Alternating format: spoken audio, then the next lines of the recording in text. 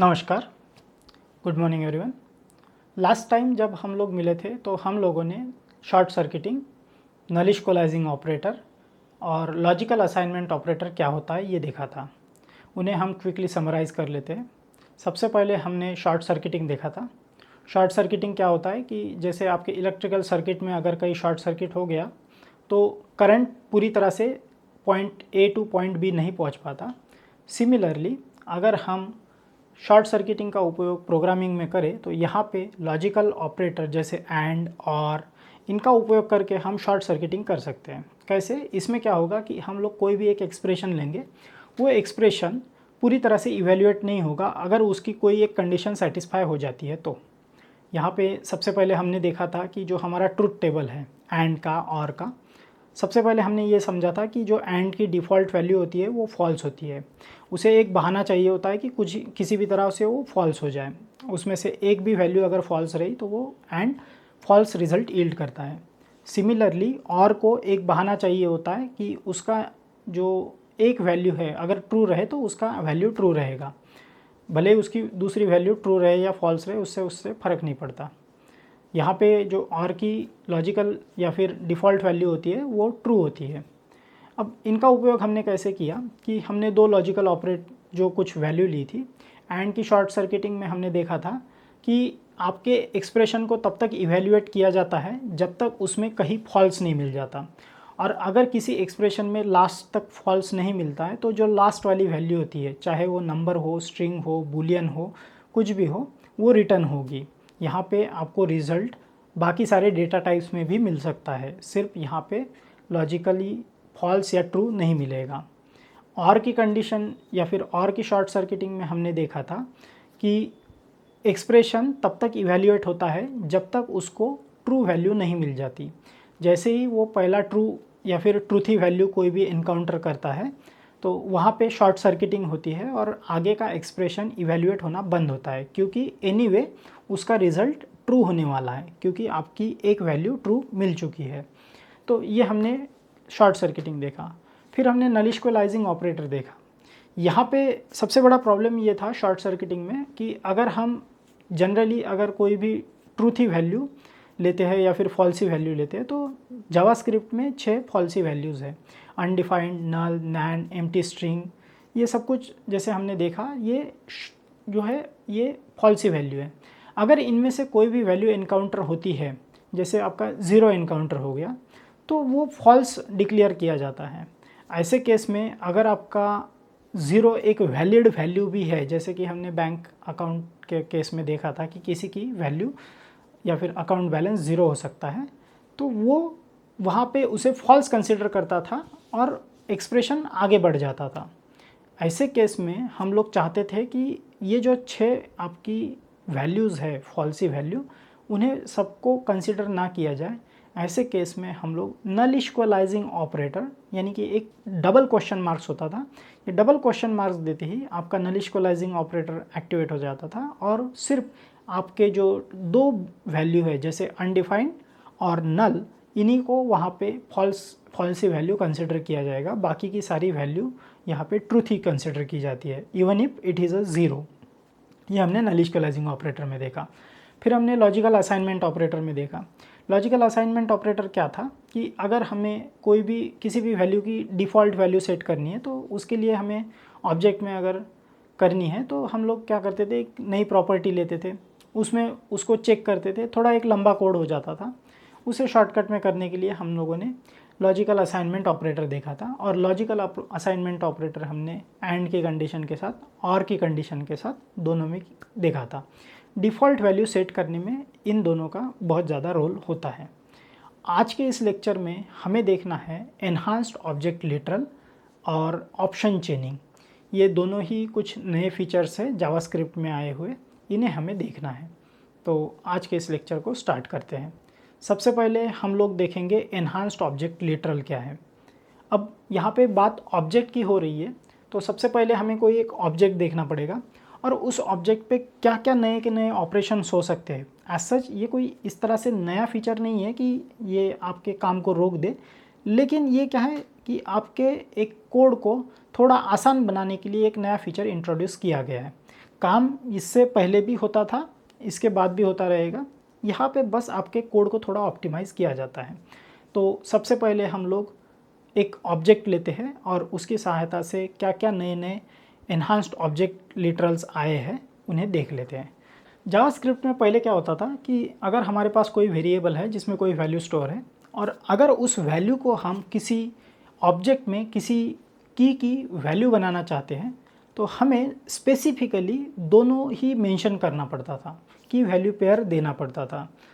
कैसे, अगर मैं बताऊँ आपको कि एक ऑब्जेक्ट ले लेते हैं, सबसे पहले एक हम लोग वेरिएबल ले लेते हैं कॉन्स्ट नेम, और यहाँ पे नेम में हम लोग ले लेंगे राम। और फिर हम एक और काम कर सकते हैं कि यहाँ पे इसका एज भी ले सकते हैं हम लोग, एज, और एज लेंगे हम नंबर 24 के साथ असाइन करते हैं। अब हम एक काम करते हैं, कॉन्स्ट यहाँ पे एक पर्सन ऑब्जेक्ट लेते हैं और इस ऑब्जेक्ट में हम लोग एक काम करेंगे, कुछ प्रॉपर्टीज़ देंगे। जैसे अगर हमें ये जो वेरिएबल है ये अगर हमें इसमें स्टोर करने होते थे तो हमें क्या करना पड़ता था कि एक्सप्लिसिटली की और वैल्यू दोनों ही मेंशन करना पड़ता था। जैसे यहाँ पे मुझे की देनी पड़ती थी नेम, और उसके बाद में मुझे यहाँ पे इस तरह से नेम सेट करना पड़ता था।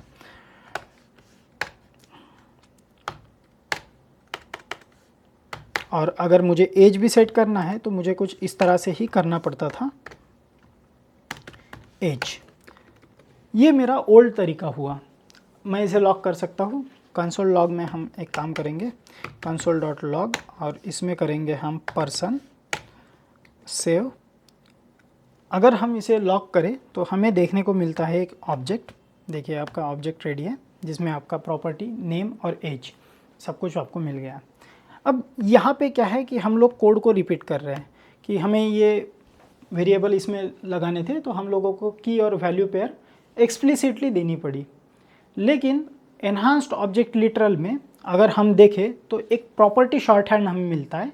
प्रॉपर्टी शॉर्ट हैंड क्या है कि अगर आपका वेरिएबल नेम और प्रॉपर्टी नेम सेम है तो आपको की वैल्यू पेयर बनाने की ज़रूरत नहीं है। यहाँ पे आप डायरेक्टली वेरिएबल का नाम लिख सकते हो, आपकी की वैल्यू पेयर बन जाएगी। कैसे, हम लोग देखते हैं। एनहांस्ड ऑब्जेक्ट लिटरल में आपको मिलता है एक प्रॉपर्टी शॉर्ट हैंड।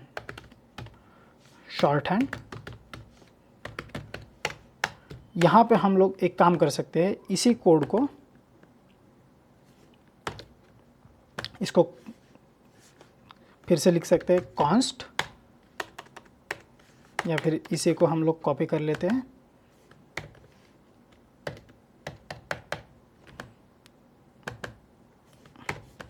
और यहाँ पे हम लोगों को डायरेक्टली इसके नेम मेंशन कर सकते हैं जिससे आपकी की वैल्यू पेयर ऑटोमेटिकली जनरेट हो जाएगी। यहाँ पे हम लोग इसे कॉमा देना पड़ेगा, सेव। एंड अब अगर हम कंसोल लॉग पर्सन करें, कंट्रोल सेव, आपका पर्सन रेडी है। यहाँ पे देखिए ऑटोमेटिकली की आपकी एज और नेम प्रॉपर्टी की बन गई है और उसकी वैल्यू 24 और राम ऑटोमेटिकली आ गई है। यहाँ पे हमने कोई एक्सप्लिसिटली की और वैल्यू अलग से सेट नहीं की है। ठीक है, ये आपका प्रॉपर्टी शॉर्ट हैंड हो गया। एनहांस्ड ऑब्जेक्ट लिटरल में आपको एक और नई सुविधा मिलती है, उसे कहते हैं method short hand. Method short hand क्या है कि इससे पहले अगर जावास्क्रिप्ट में हमें किसी ऑब्जेक्ट में एक मेथड या फिर एक फंक्शन बनाना होता था तो हमें एक्सप्लिसिटली उसे फंक्शन डिक्लेरेशन की तरह फंक्शन और उसके बाद में उस फंक्शन को डिफाइन करना पड़ता था। लेकिन एनहांस्ड ऑब्जेक्ट लिटरल जिसमें आपका प्रॉपर्टी शॉर्ट हैंड है उसमें ये आपका शॉर्टकट में हो जाता है, फंक्शन एक्सप्लिसिटली लिखने की ज़रूरत नहीं है। कैसे, इसका भी एक एग्जांपल देख लेते हैं। हमारे पास एक ऑब्जेक्ट ऑलरेडी है जिसमें एक काम कर सकते हैं हम लोग, इसी पर्सन ऑब्जेक्ट में हम लोग कुछ फंक्शन लिख सकते हैं। यहाँ पे एक काम करेंगे हम लोग, पहले इसे कट करते हैं और इसे फिर से एक्शन में लेते हैं। और यहाँ पे हम लोग, अगर ओल्ड वे क्या था कि अगर हमें कोई फंक्शन बनाना हो तो पहले उसकी एक की बनानी पड़ती थी। की बनाएंगे हम, जैसे हम लोगों ने फंक्शन बनाना है ग्रीट, और यहाँ पे फिर आपको देना पड़ता था कुछ इस तरह से फंक्शन और यहाँ पे फंक्शन की बॉडी और यहाँ पे रिटर्न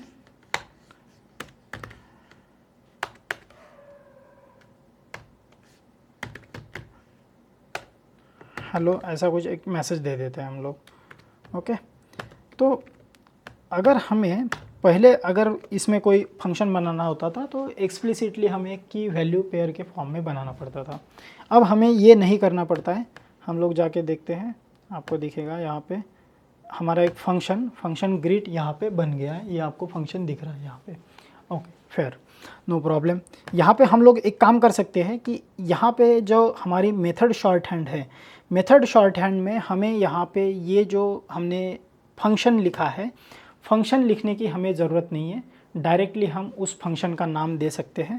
यहाँ पे इस फंक्शन को हटा देते हैं और फंक्शन का नाम जो पहले की के फॉर्मेट में था, यहाँ पे हम डायरेक्टली उसे फंक्शन बना सकते हैं ग्रीट। देखिए यहाँ पे मैंने कोई की वैल्यू पेयर नहीं बनाई है, फिर भी ये काम कर जाएगा।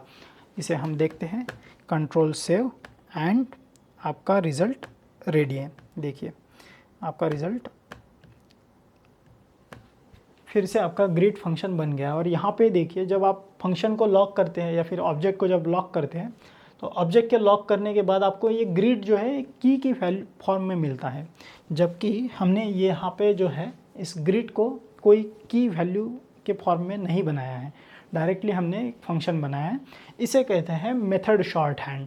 ओके, फिर हमारे पास कुछ और जो एनहांस्ड ऑब्जेक्ट लिटरल में हमारे पास टॉपिक्स जो हमें नए मिले हैं वो है कॉम्प्यूटेड प्रॉपर्टी। कॉम्प्यूटेड प्रॉपर्टी क्या होता है कि अगर हमारी कोई प्रॉपर्टी है, जैसे ये स्टैटिक प्रॉपर्टी है, एज जो है की, ये स्टैटिक है, ये बदलने नहीं वाली, इसमें कुछ कंप्यूटेशन नहीं हो रहा है, लेकिन मैं इसे डायनामिक बना सकता हूँ। कि मैं क्या कर सकता हूँ कि इस एज को डायनामिकली कुछ स्ट्रिंग ऐड कर सकता हूँ इसमें, या फिर इसे एक एक्सप्रेशन भी बना सकता हूँ, तो भी आपका ये काम करेगा। किस तरह से हम लोग देखते हैं। यहाँ पे हम लोग एक काम करेंगे, एक प्रॉपर्टी नेम ले लेंगे। प्रॉपर्टी नेम हम ले लेते हैं, जैसे यहाँ पे ले लेंगे const property name, prop name, और इसे हम लोग सेट कर देते हैं स्टेटस के साथ, STATUS। अब हमारे पास एक वेरिएबल है प्रॉप नेम और उसकी वैल्यू है, उसकी जो स्टोर्ड वैल्यू है वो है स्टेटस। अब मैं यहाँ पे इसकी कॉम्प्यूटेड प्रॉपर्टी किस तरह से बना सकता हूँ, तो मैं यहाँ पे इसके नीचे आके या एक काम कर सकता हूँ। एक आपको जब कॉम्प्यूटेड प्रॉपर्टी लिखते हो आप, डायनामिकली प्रॉपर्टी अगर लिखनी है आपको, तो यहाँ पे आपको एक स्क्वायर ब्रैकेट देना पड़ेगा, तभी आपका ये काम करेगा। तो यहाँ पे मैं लिखूँगा प्रॉप नेम, और प्रॉप नेम जो आएगा उसकी वैल्यू, अब प्रॉप नेम की वैल्यू क्या है, स्टेटस। स्टेटस आएगा यहाँ पे, प्रॉप नेम की जगह स्टेटस ऑटोमेटिकली आ जाएगा। और इसमें मैं इसका स्टेटस असाइन कर सकता हूँ कुछ इस तरह से कि मैं कंप्लीट लिख देता हूँ, कंप्लीट। और फिर से अगर हम इसे लॉक करें पर्सन ऑब्जेक्ट को, तो आपको दिखेगी कि ये प्रॉपर्टी आपकी कंप्यूट हो चुकी है। देखिए हमने जो की बनाई थी वो स्टेटस नाम से नहीं बनाई थी, हमने जो की बनाई थी वो प्रॉप नेम से बनाई थी। देखिए यहाँ पे प्रॉप नेम, तो यहाँ पे इसका अर्थ क्या हुआ कि ये जो है आपकी वैल्यू, ये डायनामिकली यहाँ पे आ चुकी है। जो आपका प्रॉप नेम था उसकी वैल्यू जो थी डायनामिकली यहाँ पे आ चुकी है। इसका अर्थ ये हुआ कि यहाँ पे एक प्रॉपर्टी जो है एक एक्सप्रेशन की तरह काम कर रही है। ये इवैल्यूएट हो रहा है कि ये प्रॉप नेम की वैल्यू क्या है, और वो वहाँ पे डायनामिकली सब्स्टिट्यूट होगी। ये हमने देखा है। अब इसमें आप कुछ एक्सप्रेशन का भी उपयोग कर सकते हो, तो एक्सप्रेशन का उपयोग भी हो सकता है इसमें। तो इसके लिए हम लोग एक काम कर सकते हैं, एक नई प्रॉपर्टी ले सकते हैं। जैसे यहाँ पे हम लोग एक काम करेंगे, एक नई कॉन्स्ट ले लेंगे और यहाँ पे हम इसे ले लेंगे, इसका नाम ले लेंगे की, और यहाँ पे इसकी वैल्यू जो रखेंगे हम रखेंगे स्कोर, ठीक है। और यहाँ पे और एक प्रॉपर्टी ले लेंगे कॉम्प्यूटेड प्रॉपर्टी। तो हम इसमें एक काम कर सकते हैं, यहाँ पे इसका प्रॉप नेम की जगह हम लोग लेंगे इस बार प्लेयर,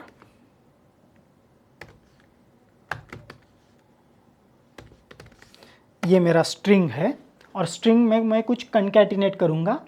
और कंकैटिनेट क्या करूँगा, जैसे की है, की प्लेयर का स्कोर ऑटोमेटिकली वो स्कोर आ जाएगा यहाँ पे। तो मैं यहाँ पे इसके सामने कंकैटिनेशन के लिए प्लस का सिंबल दे देता हूँ और प्लेयर अंडरस्कोर करते हैं इसे, ओके। एंड यहाँ पे उसके सामने जो भी होगा वो की होगी। अब की वैल्यू डायनामिकली यहाँ पे असाइन होगी, दोनों का कंकैटिनेशन होगा और प्लेयर अंडरस्कोर स्कोर होगा।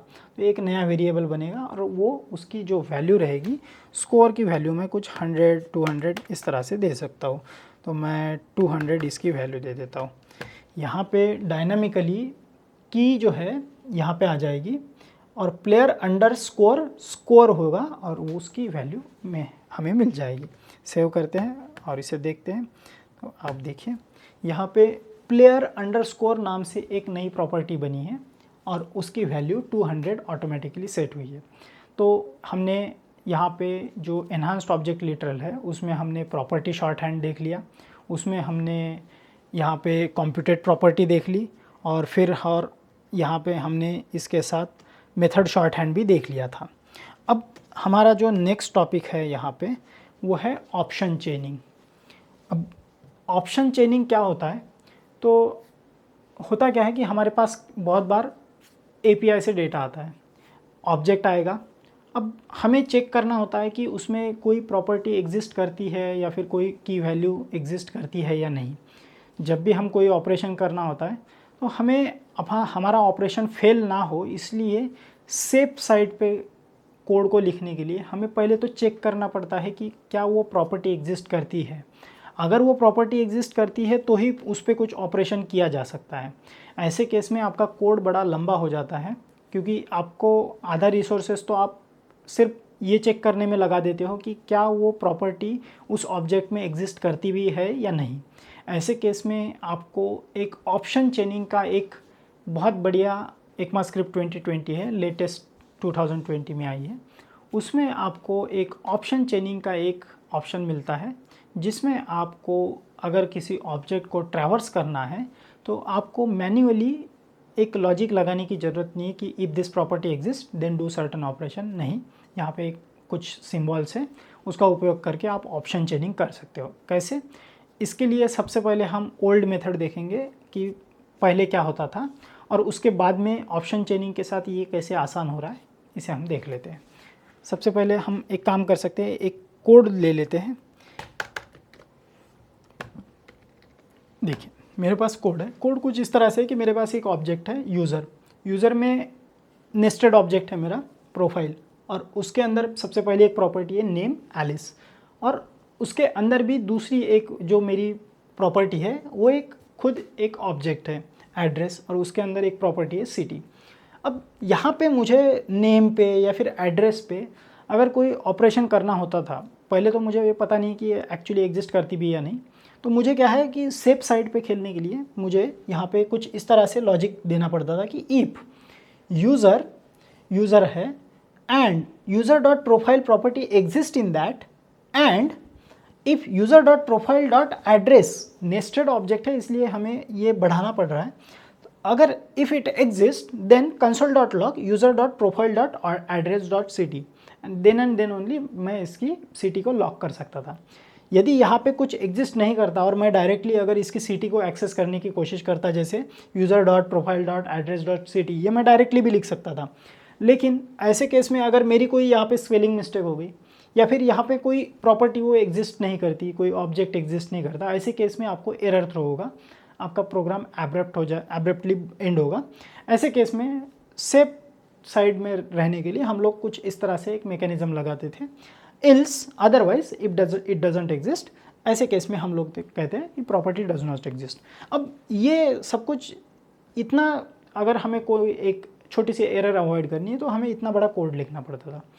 ऑप्शन चेनिंग से ये सब कुछ बिल्कुल एक लाइन का कोड हो जाता है। कैसे? ऑप्शन चेनिंग में हम लोग क्या करते हैं, ऑप्शन चेनिंग में हम लोग सीधा सीधा यहाँ पे लिखते हैं। देखिए ये प्रॉपर्टी ऑलरेडी एग्जिस्ट करती है इसलिए आपको न्यूयॉर्क यहाँ पे आंसर मिल जाएगा। ठीक है, मैं यहाँ पे क्या कर सकता हूँ कि इस कोड की जगह, इतने बड़े कोड की जगह यहाँ पे मैं ऑप्शन चेनिंग कर सकता हूँ। किस तरह से? मुझे करना है कंसोल डॉट लॉग, और कंसोल डॉट लॉग में मैं डायरेक्टली प्रॉपर्टी कैसे एक्सेस कर सकता हूँ कि user dot profile, okay no problem. फिर यहाँ पे ऑप्शन चेंजिंग करने के लिए आपको क्वेश्चन मार्क डॉट, यहाँ पे आपको बस एक सिंपल सा क्वेश्चन मार्क लगाना है। If this property exist, question mark, if this property exist then try to access in profile, try to access address, okay, and if address exists then I will have to put question mark. If address exists then try to access city, okay, and there you go। आपका जो city है यहाँ पे New York आ चुका है, दूसरी case में आपको यहाँ पे आउटपुट मिल गया है। अब होता क्या है कि अगर यहाँ पे कोई एक प्रॉपर्टी मिसिंग रहती, जैसे प्रोफाइल, मैं यहाँ पे एड्रेस की जगह एक एस रिमूव कर देता हूँ। जैसे मैं एक एस रिमूव करता हूँ, यहाँ पे देखिए, यहाँ पे आपको जो ऑप्शन चेनिंग है उसमें आपको अनडिफाइंड मिल जाएगा, जबकि मेरे पहले मैकेनिज्म में मैंने क्या लगा रखा था कि अगर कोई प्रॉपर्टी एग्जिस्ट नहीं करती तो मुझे इल्स कंडीशन में जाके प्रॉपर्टी डज नॉट एग्जिस्ट इस तरह से मैसेज मिलेगा। तो यहाँ पे आपको जो एक एब्रप्ट एंडिंग मिलती थी, कैसे एब्रप्ट एंडिंग मिलती थी, एक एरर मिलती थी, वो भी मैं दिखाना चाहूँगा कि अगर मैं ये कोड इस तरह से सेट ना करूँ, ये कोड मैं अगर डायरेक्टली एक्सेस करना चाहूँ, यहाँ से इतना कॉपी करना है मैंने और console.log में मैं करूँ, इसके नीचे कर सकता हूँ इनफैक्ट console.log, और यहाँ पे मैंने कोड डायरेक्टली अगर एक्सेस करने की कोशिश करूँ तो यहाँ पे देखिए मुझे एक एरर मिलती है। एरर क्या मिलती है? Uncaught type error, can not read properties of undefined reading city, ठीक है। तो यहाँ पे आपकी एक डायरेक्टली आपको एरर मिल रही है, प्रोग्राम एब्रप्टली एंड हो रहा है। तो ऐसे केस में हम लोग क्या कर सकते हैं कि ऑप्शन चेनिंग के साथ जा सकते हैं। ऑप्शन चेनिंग किस लिए है कि चेक करना है सेफ साइड पे कि कोई प्रॉपर्टी ऑब्जेक्ट में एग्जिस्ट करती है या नहीं, क्वेश्चन मार्क डॉट, उसके बाद आपकी प्रॉपर्टी का नाम। आज के इस लेक्चर को यहीं पे कंक्लूड करते हैं। आज के इस लेक्चर में हमने property short hand, method short hand and computed property, जो कि आपके एनहांस्ड ऑब्जेक्ट लिटरल के अंदर आपको मिलती है, वो देखा। साथ ही साथ हमने ऑप्शन चेनिंग भी देखा। आज के लिए इतना ही। नेक्स्ट टाइम जब हम लोग मिलेंगे तो हमें कुछ नए डेटा स्ट्रक्चर पढ़ने हैं जावास्क्रिप्ट में। हमारे पास ऑलरेडी एक ऑब्जेक्ट और एरे, दो डेटा स्ट्रक्चर है, लेकिन जावास्क्रिप्ट में और भी नए डेटा स्ट्रक्चर है, जैसे सेट और मैप। नेक्स्ट टाइम जब हम लोग मिलेंगे तो सेट और मैप हमें देखना है। Thank you.